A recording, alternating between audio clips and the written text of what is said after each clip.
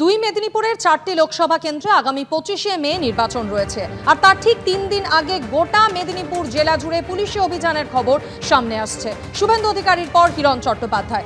ঘাটালের বিজেপি প্রার্থী হিরণ চট্টোপাধ্যায়ের আপ্তসহায়ক তমগ্ন দের বাড়িতে গতকাল রাতেই পুলিশি হানার ঘটনা ঘটে। গতকাল রাত 2:30 নাগাদ খড়গপুরের তালবাগিচায় তমগ্ন দের বাড়িতে হাজির হয় ঘাটাল এবং খড়গপুর লোকাল থানার পুলিশ এবং সেখানে পৌঁছে যান ঘাটালের বিজেপি প্রার্থী। আপনি কোর্টের অর্ডার দেখান।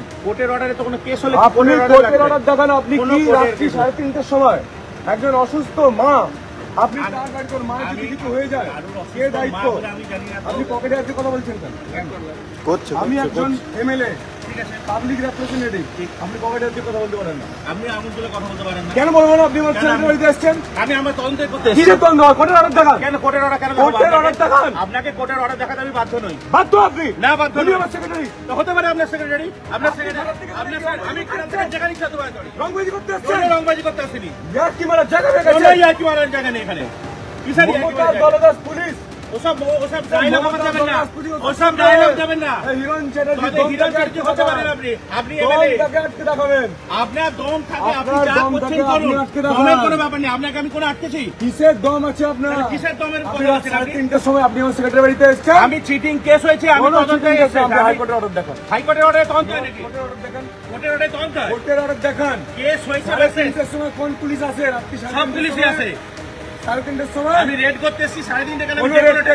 আপনি কোর্টের অর্ডার দেখান। কোন কোর্টের অর্ডারে যে রেড হয় না? কোর্টের অর্ডার দেখান। কোর্টের অর্ডার কি হচ্ছে? কোর্টের অর্ডার জানেন না কেন বলছেন? কোর্টের অর্ডার আপনি তদন্ত জানেন না, ফালতু কেন বলছেন? কোর্টের অর্ডার দেখান। কোর্টের অর্ডার কি হচ্ছে? বহুত রংবাজি করেছেন আপনি। আপনি অনেক রংবাজি করছেন। কিসের রংবাজি? এটা আমি আঙুল তুলে কথা বলছেন। কোথায় আঙুল তুলে কথা বলছেন? আপনি পকেটে হাত দিয়ে কথা বলছেন। আপনি আঙুল তুলে কেন কথা বলছেন? আপনি পকেটে হাত দিয়ে কথা বলছেন। আমি পকেটে হাত দিয়েছি, আপনি আঙুল তুলে কথা বলছেন। আপনি প্রথম থেকে পকেটে। আমিও পুলিশ, আমিও পাবলিকেরই লোক। আপনি আমিও পাবলিকের লোক। Public tax. হ্যাঁ, পাবলিক ট্যাক্স। আমি পাবলিক ট্যাক্স করতে এসেছি। তাহলে কি আছে? কি হচ্ছে? কোথায় ছিলেন আপনি? কেস দেখান। কি কেস দেখাবো? আপনাকে দেখাতে আমি বাধ্য নই। তাহলে এখান থেকে যান। কেন যাব? আমরা কথা বলতে চলে যাব। হ্যাঁ, আমি থাকবো, দাঁড়িয়ে থাকবো। দাঁড়িয়ে থাকুন। হ্যাঁ, দাঁড়িয়ে থাকবো। কত দম আছে? আমিও দাঁড়িয়ে থাকবো। আমরা দাঁড়িয়ে থাকবো। আপনার কত দম আছে? দাঁড়িয়ে থাকুন না। আপনিও দাঁড়িয়ে, আমিও আমরা দাঁড়িয়ে থাকবো।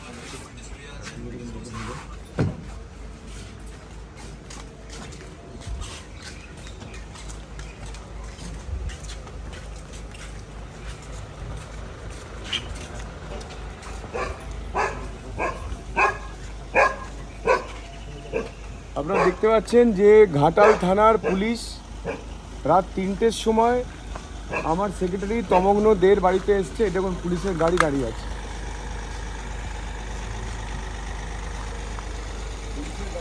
দেখুন ঘাটাল থানার ওসি গাড়ির মধ্যে বসে আছেন। ঘাটাল থানার ওসি গাড়ির মধ্যে বসে আছেন। রাত 3টে থেকে চলছে। ওনারা নাকি এখানে পাকিস্তানের টেরোরিস্ট ধরতে এসছেন। পাকিস্তানের টেরোরিস্ট ধরতে এসছেন এমন মনে হচ্ছে। দেখুন কত গাড়ি।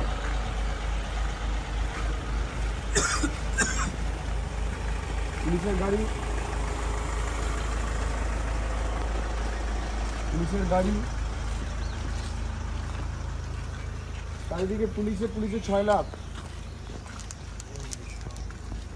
পুলিশও ক্লান্ত হয়ে ঘুমিয়ে পড়েছে, শুয়ে পড়েছে। দেখুন ক্লান্ত হয়ে শুয়ে পড়েছে, আর পারছে না। সব নিষ্পাপ নির্দোষ মানুষগুলোকে এইভাবে আক্রমণ করতে এসছে।